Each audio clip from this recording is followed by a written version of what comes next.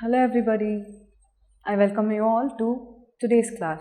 Okay, so I'm Vishnu Priya, your physics teacher. So in today's class we'll be learning about Coulomb's law in vector form, which is the continuation of the previous topic. Okay, so entering into the class, we have learned what is Coulomb's law in our previous class already. Okay, Coulomb states that between two charges there will be attraction or repulsion between them, which will be directly proportional to the product of the magnitudes of the charges and inversely proportional to the square of the distance between them. Okay, this is stated by Coulomb's law, which on writing in an equation form, first let's consider two charges. Okay, there are two charges Q1 and Q2. Okay, at the points A and B. Okay, we have 2 points A and B, and you have charge Q1 located at A and charge Q2 located at B. Okay, they are going to be like charges. Okay, we know like charges will be repelling each other and unlike charges will be attracting each other, right? So here they are like charges, there will be a force of repulsion between them. Okay, and based on Coulomb's statement, it will be directly proportional to the product of the charges and inversely proportional to the square of the distance between them.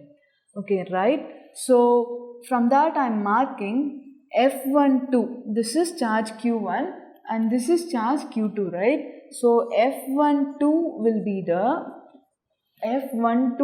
the force on Q1 due to Q2. Okay, and it is pointing this way. Then F21 is the force on Q2 by the charge Q1. Okay, and that points this way. They both are pointing opposite to each other. Right. Now, these two charges are separated by a distance R. Okay, the distance of separation between the charges is going to be R. Okay, now when you consider their magnitudes alone, electrostatic force magnitude alone, it can be written as F12, which will be equal to F21, magnitude alone I am considering, it equals to 1 by 4 pi epsilon naught product of the charges Q1 Q2 by R square. Okay, from Coulomb's statement this is what we get. Okay, but in vector form. Why do we want to learn in vector form? Because it tells us the direction in which the forces are acting. Okay, we will learn like what are the key points that we can understand from Coulomb's law in vector form. Okay, so now we are going to learn in which way they will be directed. So I am taking marking R12 cap as the unit vector that points Q1. It will be directed from Q1 to Q2. Okay, the direction of R12 is going to be from Q1 to Q2. Similarly, I am marking another unit vector R21 cap. Okay, R21 cap, it will be directed from Q2 to Q1. Right? So, R12 is directed from Q1 to Q2. R21 is directed from Q2 to Q1. Okay, now I am going to consider their value now. So, F12 vector can be written as 1 by 4 pi epsilon naught Q1 Q2 by R square. And what is the direction of F12? F12 is pointing this way, and I can mention R21 cap as the direction because F12's direction and R21's direction are same. I am giving this unit vector to mention the direction. Similarly, F21 vector can be written as 1 by 4 pi epsilon naught Q1 Q2 by R square R12 cap. Okay, so the usage of these two represents their direction, right? Now, we know this R12 and R21 are opposite to each other. Okay, R12 cap is opposite to R21. So, I am just giving the negative sign. Okay, they are opposite to each other. So, R12 will be equal to minus of R21. Right. Now, I am expressing this in terms of their unit vectors. So F12 can be written as, okay, F12 can be written as, we know it is 1 by 4 pi epsilon naught Q1 Q2 by R square and R21 cap, right? So instead of R21, I am going to substitute as minus R12. So it can be written as 1 by 4 pi epsilon naught Q1 Q2 by R square minus of R21 is what? Minus of R12. Okay, minus of R12. Now what is this? This is equal to F21. Okay, so F12 can be written as, F12 vector can be written as minus of F21 vector. So it tells us that the forces, the electrostatic forces are equal and opposite to each other. Okay, this is what we learned from Coulomb's law in vector form. Okay, the next thing what we can learn is, so the key points that we learn here in Coulomb's law in vector form is the two charges exert equal and opposite forces on each other. The next point is this, the electrostatic force is central in nature. Okay, what do you mean by central force? The forces which are acting along the line joining them. Okay, for example, what we have seen here, we had two charges. Okay, two charges AB. Q1 was here and Q2 was here. F12 was pointing this way and F21 was pointing this way, right? And R21 is along this way and R12 is along this way. So from the diagram itself, by looking at the diagram itself, we can say those two forces F12 and F21 are equal and opposite to each other. Okay, and also the electrostatic force is central in nature.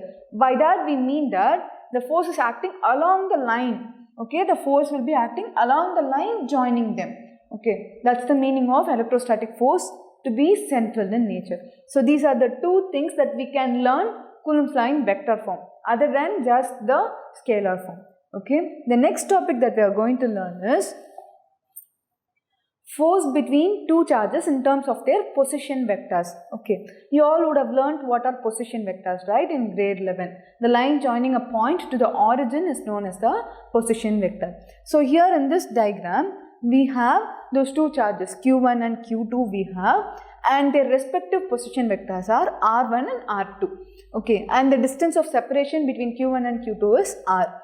Okay, so F21 is the force acting on charge Q2 by charge Q1, and F12 is the force acting on charge Q1 on Q2. Okay, now they both are opposite, we know. Now in terms of their position vectors, what is the formula that we have written previously was F12 vector will be equal to 1 by 4 pi epsilon naught Q1 Q2 by R square R21 cap. Okay, this is the representation of Coulomb's law in vector form. Now what I am going to do in this equation, in RHS I am going to multiply and divide by R. Okay, on doing that what I get is 1 by 4 pi epsilon naught Q1 Q2 by R cube and R21 cap. Okay, I have multiplied and divided by R in RHS. Okay, now coming to this diagram.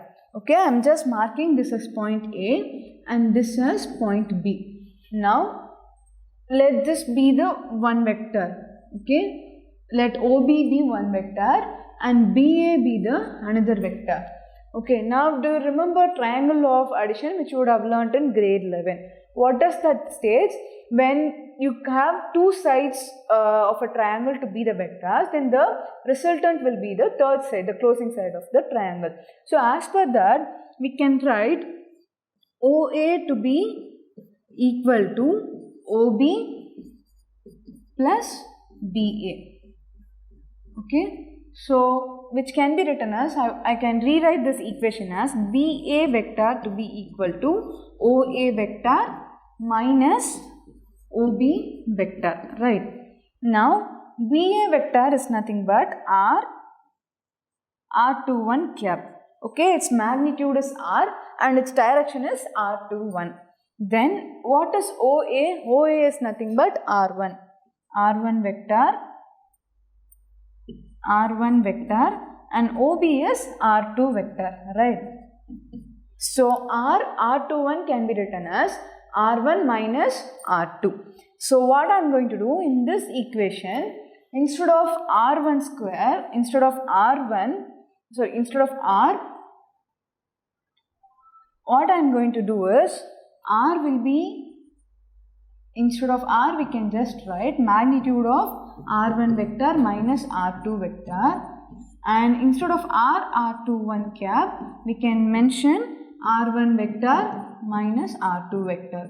Okay, these two I am going to substitute in this equation. Then what do I get? F12 can be written as 1 by 4 pi epsilon naught Q1 Q2 by, instead of R what I am going to write? Magnitude of R1 minus R2. Okay, R1 vector minus R2 vector the whole cube, and instead of R21 we can write R1 minus R2. Okay, R1 vector minus R2 vector. Okay, this is the representation of the electrostatic force in terms of their position vectors. Okay, the next thing that we are going to learn is few numericals based on Coulomb's law. Okay, the first question is, what is the force between two small spheres having charges 2 into 10 power minus 7 Coulomb and 3 into 10 power minus 7 Coulomb placed 30 centimeter in air? Okay, first let's try to understand the question. Okay, what is given is, you have two small spheres. Okay, two small spheres you have. Okay, charge of the first sphere is 2 into 10 power minus 7 Coulomb. Okay, charge on the second sphere is what? It is 3 into 10 power minus 7 Coulomb, and the distance of separation between them is 30 centimeter. So centimeters to be converted into meter, which is equal to 0.3 meter. Okay, so we can write what are all given. Okay, what are all given? Q1 is equal to 2 into 10 power minus 7 Coulomb. Q2 is equal to 3 into 10 power minus 7 Coulomb, and R is given as 0.3 meter. And what are they asking us to find? They are asking us to find the force between the two small spheres, right? To find this force. Okay, what is the formula of electrostatic force from Coulomb's law? We know it is F will be equal to 1 by 4 pi epsilon naught Q1 Q2 by R square, right? So instead of 1 by 4 pi epsilon naught, we can use the value of 9 into 10 power 9. Okay, so F can be written as 9 into 10 power 9. Value of Q1 is what? 2 into 10 power minus 7 into 10 power minus 7 multiplied with 3 into 10 power minus 7 and divided by R square. R value is 0.3 the whole square. Okay, on solving this, you get the value of F to be 6 into 10 power minus 3 Newton. Okay, so on solving this, you get the value of force to be 6 into 10 power minus 3 Newton. And will this force be attractive or repulsive? It will be a repulsive force because you have the charges as positive charges here. So this will be the final expression of the force. Okay, it is going to be repulsive. Okay, we can solve one more sum based on this. Okay, based on Coulomb's law of electrostatic force. Okay, the next question is, the electrostatic force on a small sphere of charge 0.4 microcoulomb due to another small sphere of charge minus 0.8 microcoulomb in air is 0.2 Newton. Okay, and what is they are asking us to find what is the distance between the two spheres, and in the second part they are asking what is the force on the second sphere due to the first. Okay, let's try to understand this question. You have two spheres, okay,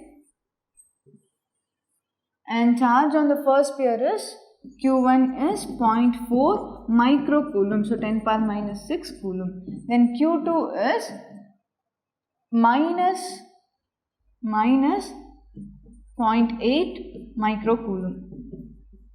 Okay, then they have given the electrostatic force between them. F is given as 0.2 Newton. Okay, so these are all given data. Okay, Q1 is 0.4 into 10 power minus 6 Coulomb. Q2 is minus 0.8 into 10 power minus 6 Coulomb. And F12, force on first sphere due to the second sphere, F12 is given as 0.2 Newton. Okay, they are asking us to find. In the first part is, we have to find the distance of separation between them. R value has to be found. Okay, and the second part, F21 has to be found. Okay, so we know the relation between forces, right? It is equal to, F12 is equal to 9 into 10 power 9 Q1 Q2 by R square. Okay, so it can be written as F12 is given as 0.2 Newton already, right? So 0.2 is equal to 9 into 10 power 9. Q1 is 0.4 into 10 power minus 6 and Q2 is 0.8 into 10 power minus 6. Okay, then by R square. Okay, on solving this, you get the value of R to be 1.2 meter. Okay, so on solving that, we get the value of R to be 1.2 meter. So the distance of separation between them will be 1.2 meter. Okay, then the second part of the question is F21 has to be identified. What will be F21? We have learned they are exerting equal and opposite to forces to each other. So F21 will also be equal to 0.2 Newton. And will the forces between them be repulsive or attractive? It will be attractive because they are unlike charges. Okay, Q1 is positive and Q2 is negative.